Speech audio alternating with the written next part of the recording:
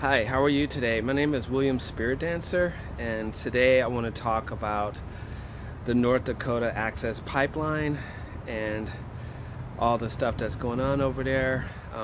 I, as you may or may not know, because I found out a lot of my friends don't even know about this issue, is the fact that in North Dakota, um, they're sending a pipeline through. It's being made by a company called Energy Partners, a big giant oil company, energy company. And basically, the pipeline is mostly done, except it has to cross the Missouri River. And basically, it was supposed to go through Bismarck, which is the main town there, but they decided they didn't want it going through the river near Bismarck because if there was an oil spill, it could pollute the water, which is their main water supply. So they decided to send it upriver to the Sioux Standing Rock Tribe Reservation because basically they're just a bunch of Indians up there, and who cares if their water gets polluted. And this is kind of the crux of the issue. So what happened was the tribe said they don't want it there because it's going to go under the river right near the reservation, and if there's an oil spill, it's going to ruin their water. On top of that, the pipeline passes through their sacred lands, which are by treaty their tribal lands, which were stolen from them many years ago by the U.S. government. So anyway, the government said we're going to push this pipeline through anyway, and then there were protests. You probably heard about it, maybe you didn't, but there's some protests up there near where the pipeline is going to go. And basically, the Army Corps of Engineers was about to issue a permit, but then the Obama administration said, no, you didn't do a proper environmental review. And they said, okay, we'll stop the permit, we're going to do an environmental review. There was never a proper environmental review done. Anyway, Trump came in and basically said, screw those Indians, we're going to push this pipeline through, and that's what's important for jobs and for corporations and things like this. And so basically, they got in office, and that's exactly what they're doing. So he wrote an executive order saying, we're just going to push that pipeline through. Who cares about what those Indians think? And so I've been fighting this or protesting it myself. There have been protests in North Dakota and in many cities. There was a protest yesterday, and basically, we have to fight this for many reasons. One, it's not right what they're doing to these native peoples. I mean, I've been watching documentaries about what happened. I didn't really understand. You hear the stories and it's kind of in the background. But when you find out, just Google it. Just Google Native American history. It's a shame. I mean, it's amazing. It's as bad as slavery.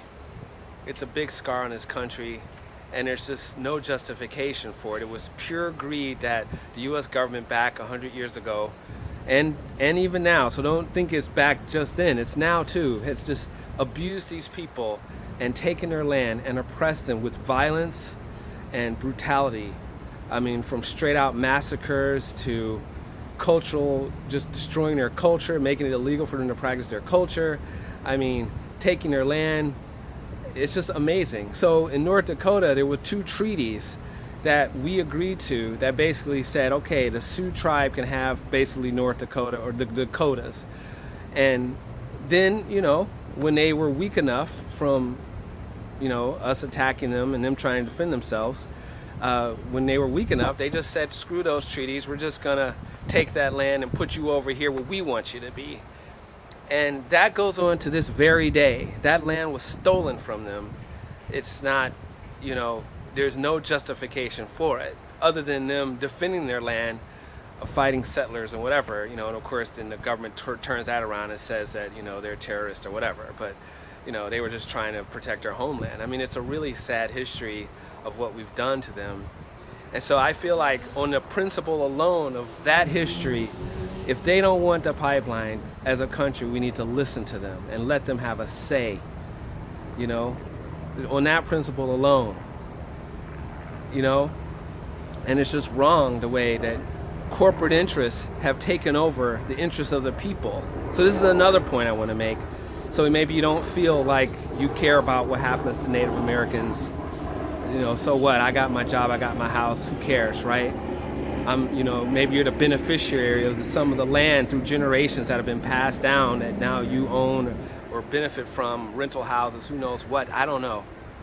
But the bottom line is this, with Trump coming into office now, what they're doing is a hostile corporate takeover being run by energy companies. I mean, they're not even hiding it anymore. They're just blatantly putting people in all these positions, oil people, energy people, billionaires, corporate people, and all they care about is money, and they don't care about people. And so when I see the protest, by the way, there's a really good show called Rise, just Google it, Rise, and it's done by Viceland, the cable channel, but it's like a really good on-the-ground view of what's happening there. But basically, when you see the armored police and you see the peaceful protesters, you realize that these armed police are there to protect the corporate interests. And that's it. This billion-dollar corporation has more rights, more protection than the people. Okay? And they lie to us and say that this country is supposed to be by the people, for the people. That's just a bunch of BS. It's a country for the corporations, by the people, for the corporations. And we have to stop it, and it's going to get worse. And so I'm just asking you to take a stand. And how do you do this? Well, first, notice it on social media, spread the word, learn more about it, tell your friends. If all you can do is tweet news stories, then do that, or Facebook news stories, then do that. If there's a protest in your area, just search on Facebook for No DAPL, N-O-D-A-P-L, and you'll find there's probably a protest in your area. One thing Trump and them can't stand is for us to protest, because he's a narcissist and he has to feel liked. So if he feels like he's not popular, like on a TV show, it really affects him. So that's one place where we can hit them back. If we protest on the street, they can't psychologically deal with it, so they have to lie and say that there's fake protests or some conspiracy garbage about George Soros paid the protesters. Nobody paid me to protest yesterday, okay?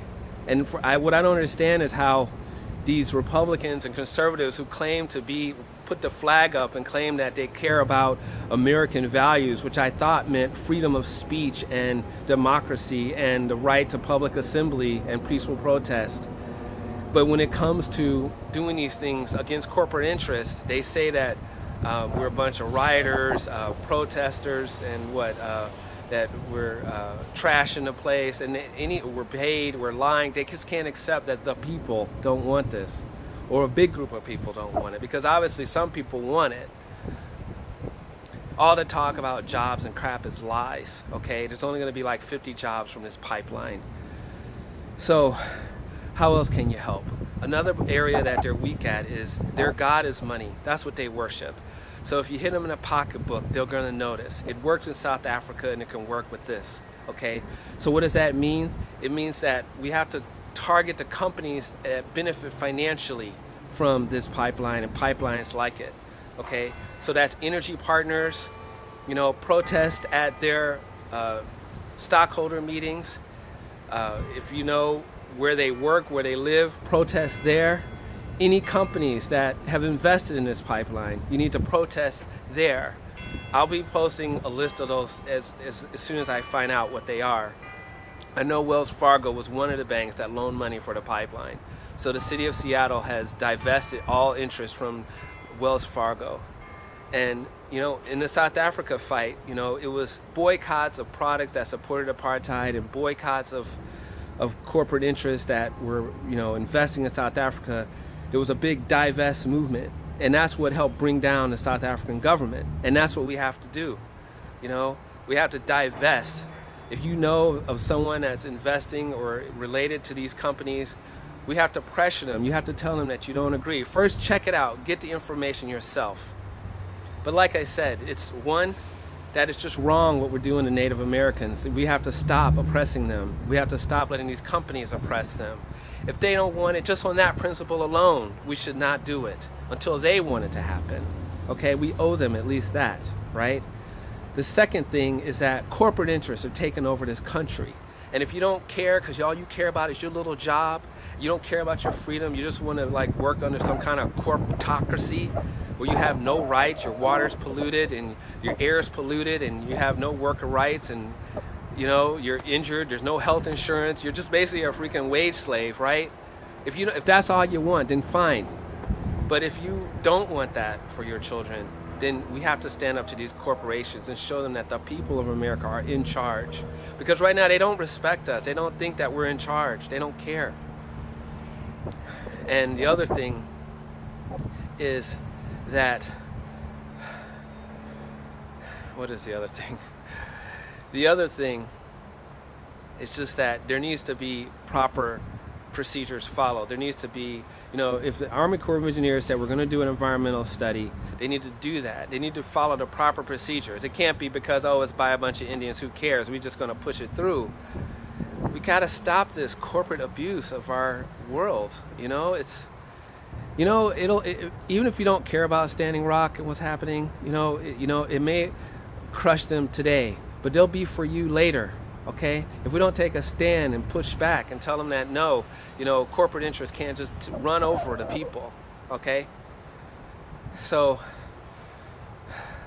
the other thing you can do is call your congressman or your representatives, your senator, your local council, tell them to divest from any interest in the North Dakota Access Pipeline. If you're in Washington, even though I know it's an uphill battle, you know, show your support. Call the Republican senators. Tell them. They respond to phone calls and letters and visits. They don't really respond to online petitions, but it can't hurt, right? And protest if you can. It does count. They don't want you to think that protesting matters, but it does matter.